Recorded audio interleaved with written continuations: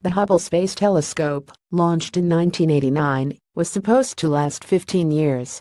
But the remarkable scientific instrument is still pumping out intense, revealing images from across the universe 27 years later thanks to a dedicated astronaut who has risked his life to repair it 3 times.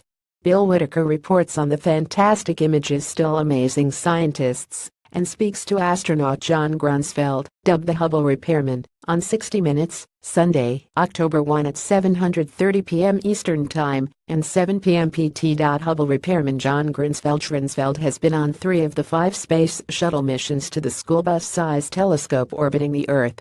Just about anything that we can easily change and upgrade and fix has been fixed, says Grunsfeld.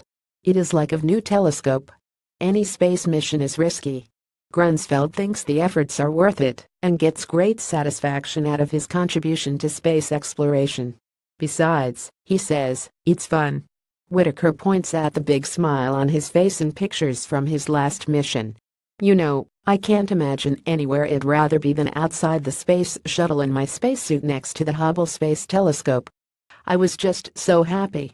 Grunsfeld tells Whitaker he's confident the Hubble Space Telescope will continue to function another 3 to 5 years. But another telescope, larger and expected to be even more revealing than Hubble, is set to be launched in 2019 that will eventually take the Hubble's place. This excites Grunsfeld. The James Webb Space Telescope was specifically designed to see the first stars and galaxies that were formed in the universe, says Grunsfeld. So we're going to see the snapshot of when stars started, when galaxies started, the very first moments of the universe. And my bet there's going to be some big surprises.